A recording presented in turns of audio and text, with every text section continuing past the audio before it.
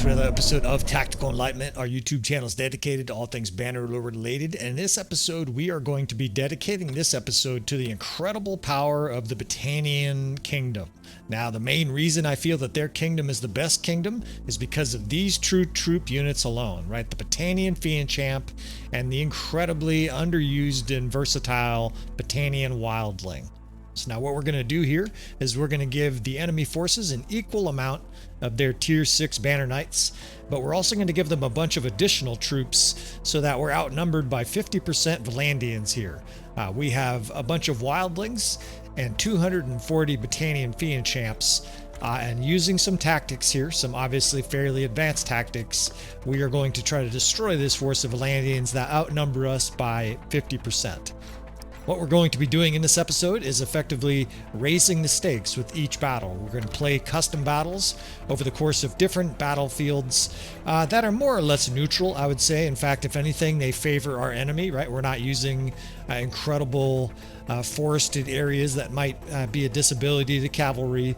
We're just going to essentially pick some battlefields from this custom battle menu and try to destroy them with these two incredibly powerful units. Now, the Battanian Fians are well documented. Nobody needs to be told how dominant they are, but in conjunction with the underrated and super powerful Battanian Wildling with their 10 javelins, these two units combined form a devastating duo. So this episode, we will probably have 4, maybe 5 battles. I'm planning on a battle against the Khuzait. We will challenge the Khan's guards. We will challenge imperial forces, etc. And we're going to increase the difficulty in each one of these challenges. Now, a lot of the formations for this series are going to be the same because I've found that this just works. It's highly versatile and effective against different forces. So I'm going to have either 2, sometimes 3 infantry divisions, and they will be the 1st, 2nd, and 6th. The 6th is my skirmisher division from my normal army, but of course, all of our infantry in this army are skirmishers, and that's what makes this army so powerful. Not only do you have infantry, but you have all of your units have the ability to kill at range.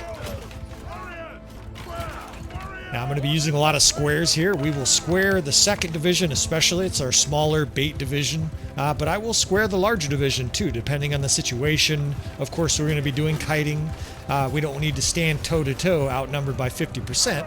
And anytime you have archers, it's always in your advantage to kite. The only time you wouldn't want to kite is if you had a superior defensive position. So here, the almighty, supposedly mighty Banner Knights, which if you guys, the guys that follow the channel know that cavalry, frankly, in Bannerlord is not very strong. Apologize for that. Had to turn on the UI for you fellas. Cavalry is not very strong, especially spear cavalry. Has really no chance here against the Battanian Fian champs. Now, we also have a couple of squares, right? We have these infantry squares to distract from the enemy, to draw firepower from their sharpshooters, to provide as infantry to attack their infantry. But primarily, our wildlings will be used to kite, like in this 6th division, which is a combo division, and then square, like that 2nd division. Now, we will move that 2nd division around. I don't want to have my squares static very often. And the 1st and 2nd are now in squares. But the main reason you're using squares here is so all of our archers can shoot, right? You can just hear the arrows sizzling through the air as these overpowered Battanian Fian champs scorch everything in sight. Now, this would be harder without the wildlings. Not to mention, in all of these channels, I want to make sure our enemy, even though we're going to be outnumbered, I want to make sure they have the same amount of noble units or more. Now, look at this fucking fire, right? It's just an absolute slaughter pen. And of course, most guys who played a campaign out with a couple hundred Battanian Fian champs know that very little stands in your way to stopping your army. Now, some forces, of course, can defeat Battanian Fian champs, especially the AI, but if you're using them well, if you're kiting well, this is the result, right? They're Bannerlords racing out of the battlefield as quick as they can because they got immolated. It'll be interesting to look at the stats at the end of this battle. I won't be surprised if the Banner Knights had a 0.1 KDR. In other words, if they suffered 10 casualties for every kill they got here. Of course, this infantry fought valiantly and they're repelled. Now they get shot to death, right? You can't run away. They do have some sharpshooters here, but this is going to be trivial, right? We've got at least as many Battanian Fian champs now as they have sharpshooters, and so in fact they're already routing. They're running off the battlefield, and that was that. Now, in my opinion, the main reason that the Battanian kingdom is the most powerful, and I strongly support this idea, is that they have the best archer, hands down. Everybody agrees with that. But the Battanian Wildling, once used in its incredibly versatile way, is unbelievably powerful, destructive in a variety of scenarios. They're capable of tanking, of course, and obviously they're capable of killing people at range. So let's reload this. I'll save you some time, and let's try the Imperials. All right, so immolated the Vlandians. Of course, that was predictable against mostly heavy cavalry. Let's give the Imperials 25% Imperial Elite Cataphract, but let's give them lots of infantry, crossbow, and horse archers. In fact, we'll double our total number of troops, so we're outnumbered, 2 to 1. Now, they're going to have all the different types of units here, right? Horse archers, they're going to have they're going to have sergeant crossbow, they're going to have elite Manavelatons and legionary, and again, being outnumbered 2 to 1, we're going to have to use some tactics here, but with the staggering power of these two different units and their ability to kill before their enemy can touch them, I think we're still going to be able to make this work. Now, I looked at the very last second there at the Vlandian score, and it looks like the Battanians had something close to 70% of their troops left, which is amazing, right? Just carved through an army 50% larger. I don't think we'll have that kind of results here, but you never know, right? These units are incredibly powerful, and of course, when they're used correctly or used in a way that I feel is correct, right? This is my opinion. They're even more devastating. Now, again, like before, and look at the power bar, right? The power bar basically says you lose, and I'm not going to run any of these on auto resolve, but I think we all know what would happen, right? We would still lose. We're going to divide a whole nother division here. I like to have two separate wings for this formation, right? This crane formation. The third, essentially, cavalry is typically on my right, or excuse me, on my left. I'm going to use the 3rd infantry, and then on our right, we will have the 2nd infantry, right? They're basically substituting for the fact that we don't have any cavalry in this battle. Now their horse archers are coming, and our units aren't quite in position, so that's a little bit alarming. But as soon as our Fian champs get their feet dug into the ground, these horse archers are going to be scorched, right? Almost everybody agrees that the horse archers, especially the way the Imperials use them, are pretty weak, and I suspect this is going to be a pretty bad fizzing here by our units. To protect our guys, we'll use an infantry division and a shield wall, and I think I'm going to send the 3rd division that direction also in a square, just to sort of provide a little bit of distractionary purposes for those horse archers.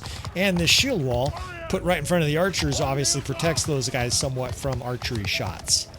Now that Cav division coming on the right, we will use the 2nd division in a square. The 6th division here is a mix, right? There's a mix of wildlings and archers, and that's purposeful because I want to try to get them behind the enemy, and I want those guys to have some capacity to survive, because of course if they're behind the enemy, that means the archers of the enemy will be closer to them than the rest of the troops on the battlefield.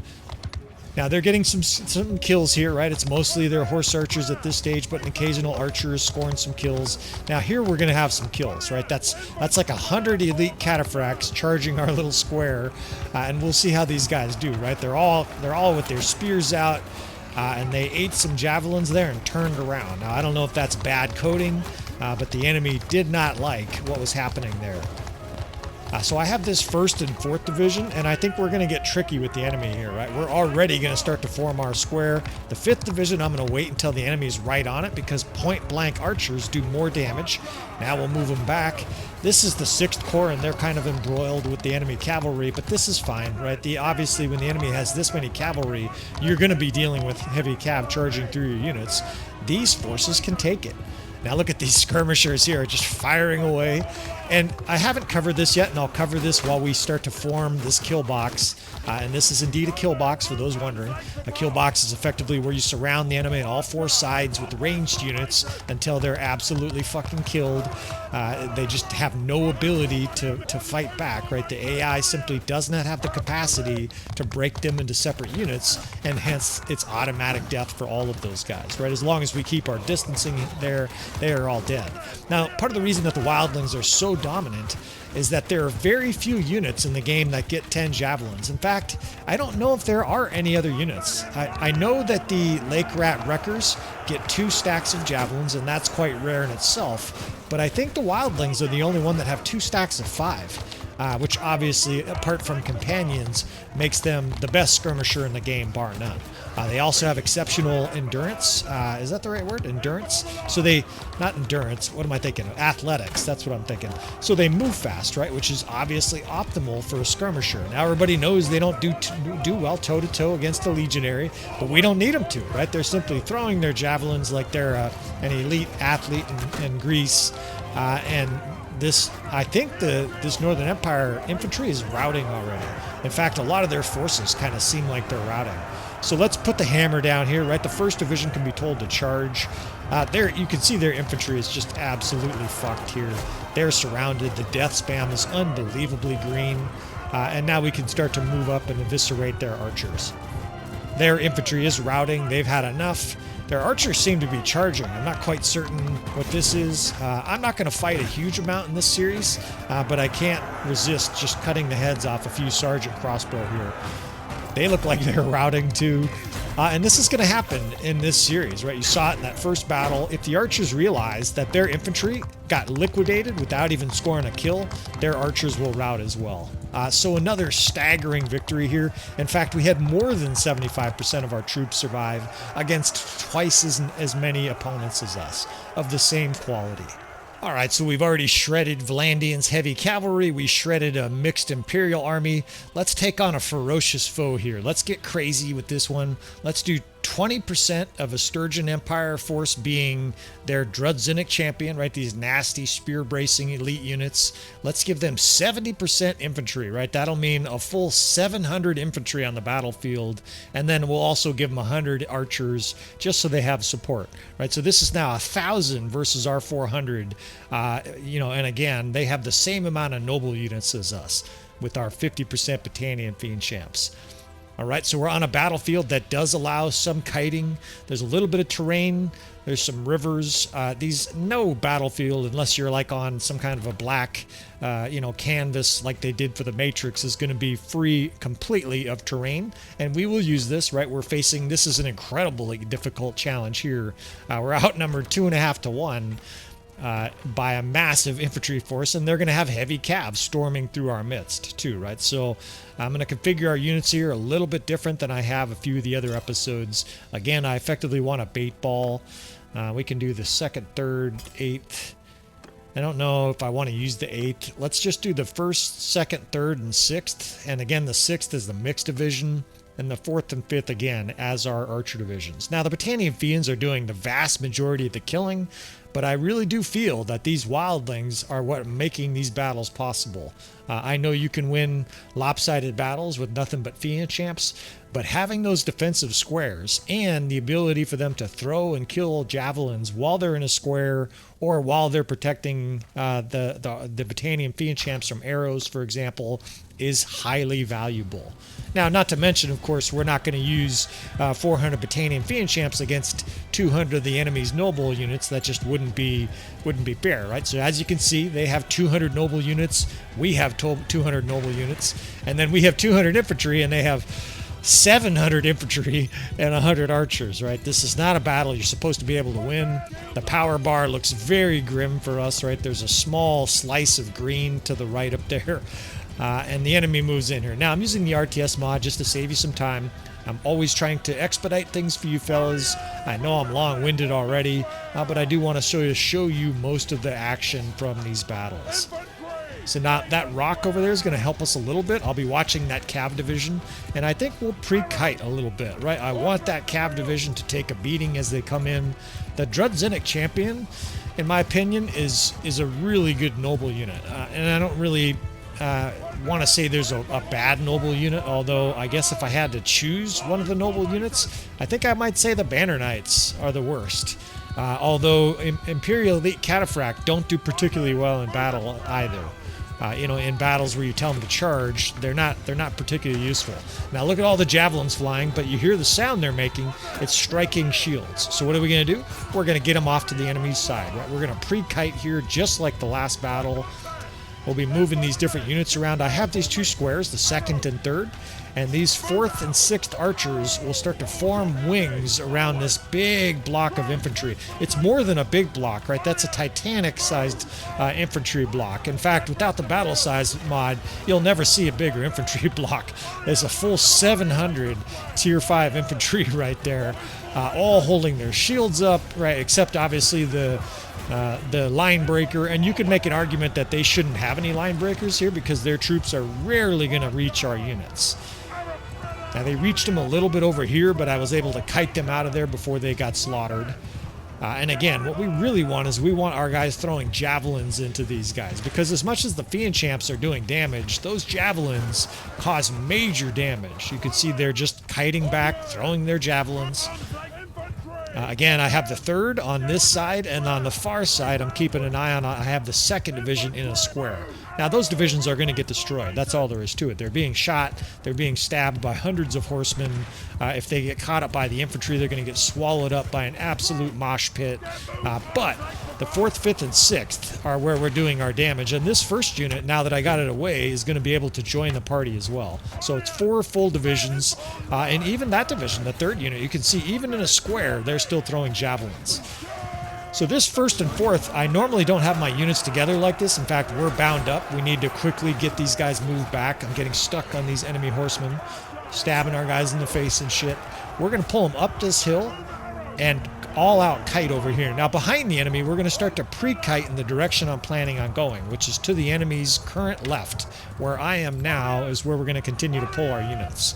The reason I'm doing that is because, of course, the enemy has archers that'll cause tremendous damage to our shieldless Battanian Fian champs. So we're moving our units away. It's a big advantage of kiting. And the only thing their archers have to target are these squares or this 6th division here with the Wildlings, right? There's a lot of shields that are holding back their arrow barrage. Now, the main threat remains this 539 infantry. I'm not sure we have enough firepower here to destroy this, but certainly we're going to make it difficult for them to even reach any of our units, right? A lot of guys have seen like the RTS mod of this, you know, or RTS version of the kill box, where you're sort of flying above the battlefield, and they're like, well, yeah, you could never do that though in game. Like, that's totally impractical. Well, with some practice, you definitely can, fellas. And I know a lot of you guys that are already on the channel practice this and execute this tactic probably with ease. Now, you can tell from the death spam, right, that the enemy is really starting to sort of be wrapped up here. These infantry are totally hapless, and they're forming essentially the fishball that we talk about all the time. The archer divisions are virtually untouched. That one over there is dealing with a handful of cavalry running through it. But this 1st division and that 4th division over there are just completely free to mangle the enemy. Now, you notice that 4th division is almost behind the enemy. The 6th is behind the enemy. And the reason, again, I continue to pull them up this hill is because there's that water between our other divisions and this Sturgian force. So they have like a speed bump. If they were to charge those archers, it's just one more thing that I can count on slowing down the enemy, right? They've got to run through that little trench and that water, and that's obviously going to slow them down. So with that in mind, we will put our units right at the edge of this trench, right at the edge of this river. They'll be able to fire their javelins down into the enemy backs and cause major damage. I mean, the death spam really says it all.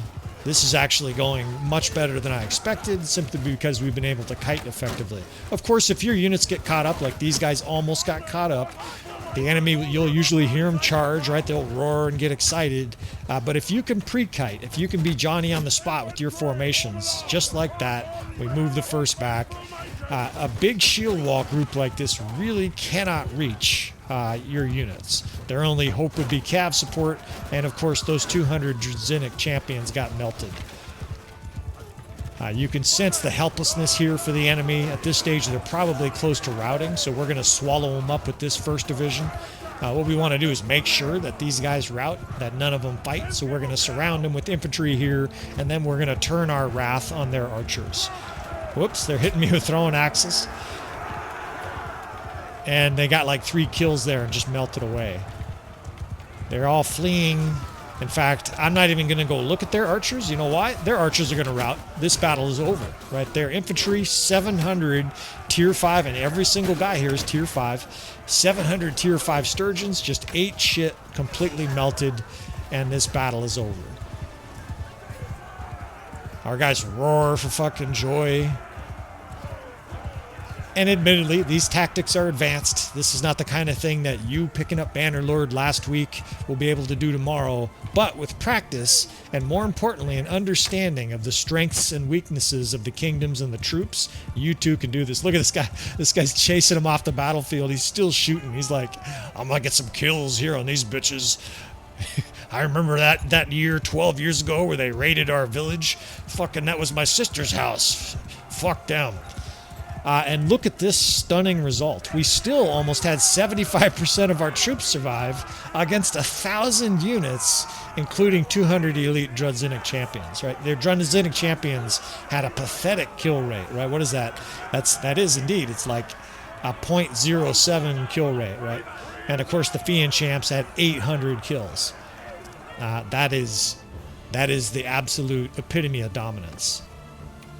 All right, well, so back here in the custom battle menu, and we are going to set up the matchup that I know some of you have been waiting for. I apologize for leaving this till the end. That was unintentional, but in some ways it's appropriate, right? We are going to do a massive amount of cons guards. Let's see, 40, 30, I need 320, there we go, 320 cons guards will be the same amount as our Fian champs, and then of course we'll give them all this support, right? And again, 1,000 Khuzait, and we'll just pick a random battlefield here. Galcha Wastes, I think there's some hills. Perfect, right? There's a bunch of varied little hills here that we can maybe use. And I am looking for some cover here, right? This is going to be a massive amount of arrows coming our way, and just like the previous battle, we're going to be engaging 1,000 troops, right? So I am going to do some tactics here with terrain. This looks like a chance to have potentially multi-sloped reverse slope defense, which is not something I do very often on the channel, so this will be interesting.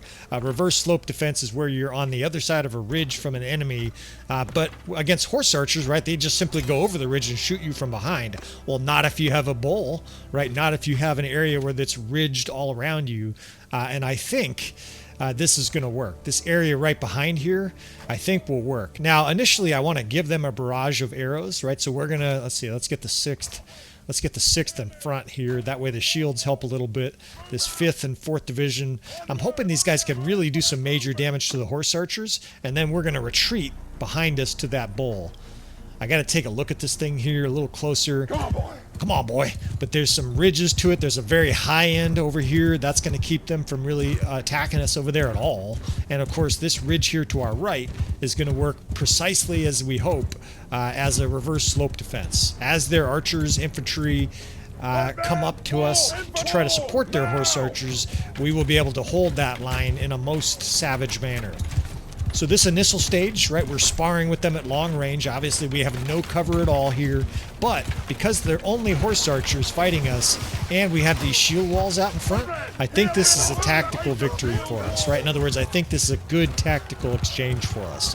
That's really all a battlefield is about. It's like a chess match. You're trying to take their queen when all they took is a rook, right? You're trying to take their bishop when they took a pawn. It's about winning small things over and over again.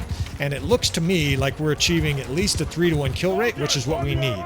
Now it's time to start kiting. We can't sit in that spot indefinitely, otherwise we will for sure lose this battle. We may lose it anyways here against so many cons guard. But pulling over this ridge, reverse slope defense, aka Peekaboo Ridge, some of you fellas know that I call it that. This is going to be savage, at least for their incoming archers and infantry. What happens with their cavalry? Who knows, right? And look at that fucking giant force. I mean, that is a massive amount of just everything, right? Obviously, we're facing a gigantic force here. This Battlesize mod is great for this because instead of this being a battle of 250 versus 750, it's the whole battlefield, right? 400 versus 1,000, all in the same field at the same time. I apologize, you console friends. I'm not trying to rub this in your face, but hopefully you guys are enjoying it. And of course, it's a lot more realistic than getting a bunch of reinforcements in bizarre locations. All right, so I accidentally charged with these guys, it looks like. Let's get these guys fucking back on their leash. Settle down there, friends. You'll have your chance to kill. Now watch that 167. They're going to come over that ridge at some point, and they're going to face immolating fire. Right? Obviously, they can't shoot us because we're in this bowl. We're protected beautifully over here on the right. We could put skirmishers and another division over there basically to hold the line. I might even hold fire with one of those units. And then we have this 6th mixed division. But the big key, of course, is going to be our 200 Battanian Fian champs here, right? Actually, I think it's 300. 32. Yeah, it's 320 Battanian Fian champs, right? They have 320 cons guards. We have 320 Fian champs.